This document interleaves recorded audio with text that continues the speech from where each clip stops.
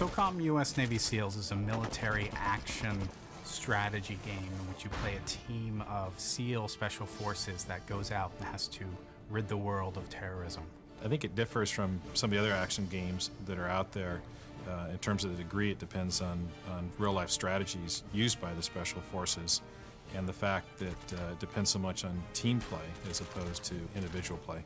I think the important part of SOCOM is the fact that it's not just a run-and-gun, shoot-'em-up style game. It's actually about you and your Navy SEAL team of 4 going carefully through an environment and performing objectives to fulfill a mission.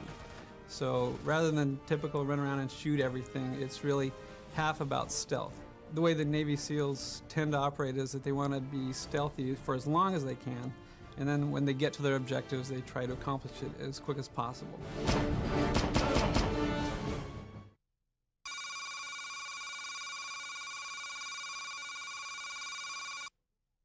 SOCOM was created in cooperation with U.S. Navy Special Warfare Command. It was really important to the Navy that if we were going to create a game based on the U.S. Navy SEALs, that we would create an authentic experience. One of the most rewarding aspects of the game has been able to work directly with the SEAL teams. We've been fortunate in terms of having the cooperation from the Admiral on down, and have had a wide range of access to the SEAL resources. We have a small block of C4 we're going to be using. It's double capped, double primed, 6-minute time fuse. Fire in the hole. Fire in the hole. We've had access to a number of people on the teams to ask technical questions. What I would do is I may have it rigged a different way. Okay. Why normally, I might have it attached to my web gear. We've used SEALs in motion capture work. I think so. Yeah, that's pretty good. SEAL FP walk. Ready. Go. This is like the raw mocap data. I just grabbed just the part of the move that's actually going to go into the game. They allowed us access to certain things in order to help the authenticity, like having us record real weapons on their weapon ranges. We've gone, I think, to a new level as far as simulating the material properties in the game and how they react to weapons. They're fairly accurate with respect to range and accuracy settings, penetration through different types of materials. Drywall. Bottles. So if you go into a world and there's some flimsy wooden crate or something, it's really not a great idea to go hide behind that, because obviously certain weapons would go right through that. We have had SEALs come in and reservists, which we've used for face scans, which have found their way with camouflage on them, which of course helps disguise identity. We actually have the SEAL faces on characters in the game. So it's fairly accurate and sort of amazing to think about, wow, this really makes the game feel real.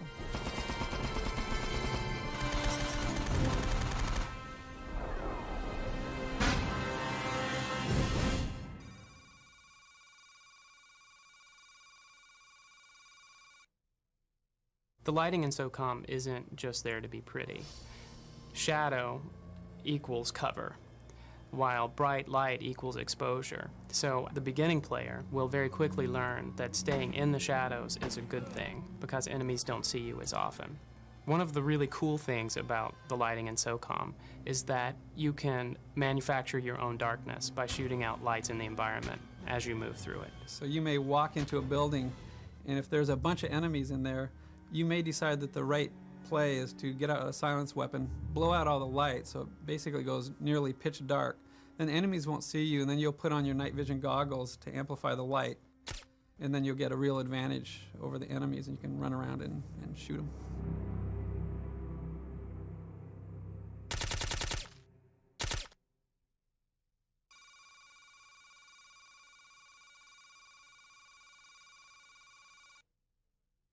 Because our engine was really developed to try to support gameplay, when we started working with the Navy SEALs, we found out that really they do a lot of stealth navigation through an environment. And so the clutter was there to support the fact that they need a lot of cover and concealment. So if we want to fill up a valley with very tall grass, we do that. And all this clutter can actually hide multiple characters, but it can also be animated, like the grass can be blowing in the wind, for instance. When you combine this with shadow, suddenly you have characters who are very nearly invisible to the enemy until they choose to reveal themselves by sudden movement. And this is very like what the SEALs do in the real world. They're completely invisible to the enemy until it's too late.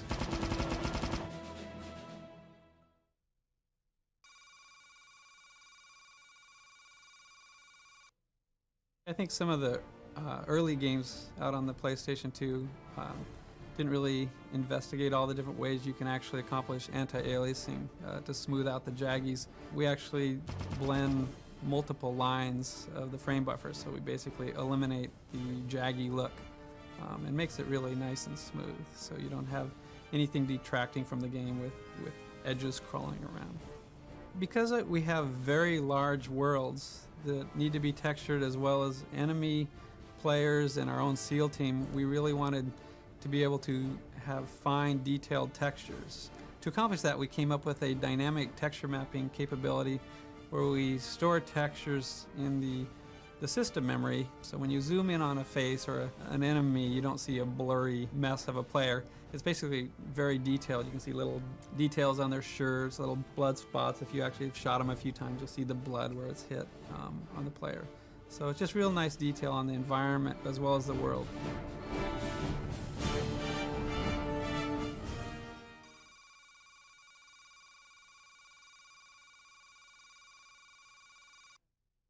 One of the innovative things about SOCOM is that you can use a USB headset, which is packaged with the game, to command your teammates and have them complete objectives for you or to perform specific actions. Team, hold position. You can tell them to move to any place you want, or you can have them take up sniper positions or place demolition charges. Able, deploy frag. Or you might say, Bravo, stealth to target. And that will tell the Bravo team to actually, in a sneaky way, go to a certain place that you've instructed them. And it actually really immerses you in the game, because you're actually talking to these guys now, and they're following your instructions, and they give you audio feedback as well. Right, we'll take it from here.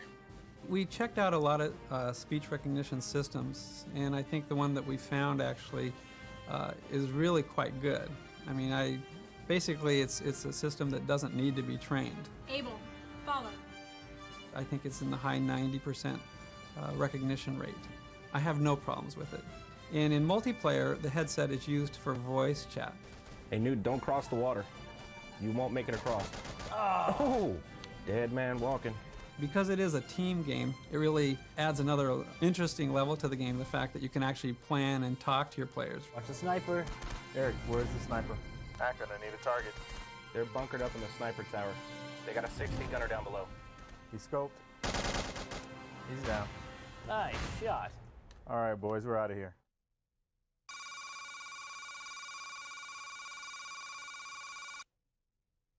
I think we're doing a lot of things that haven't been done before. We have this dynamic route planning. So when the enemies decide they need to get to a certain location, they won't just go through scripted paths. So as they're running along, they will say, okay, I'm here. Where's the enemy team? And they actually will try to find places where they won't be seen as well. Another part of the game is when you are trying to stay stealthy, you may decide to use your silence weapons as long as possible. But even though you kill them with your silenced weapons and you leave bodies out there, those actually leave traces that the SEALs have been there. So for this reason, we've given you the ability to actually pick up and remove corpses from the field. And then you can hide them in shadow or in camouflage in grass or foliage. There's basically 5 awareness levels, and all of the enemies, with a few exceptions, start at, they're generally unaware. They're just going about their duties, whether it be patrolling or just kind of hanging out. If they hear a noise or something, then they get their awareness raised basically 1 notch to a suspicious state. And then beyond that, then there's a general awareness, directional awareness, and then the full one is specific awareness, where they really know where you're at. And then if they lose sight of you, then they'll basically hunt in that direction for you. Again, trying to anticipate where you've gone. So once you've set them into an alarm state, your chances of survival diminish by the minute, because one alarmed enemy will tell his friends, who will tell his friends, who will tell his friends, and pretty soon you have an entire army against you.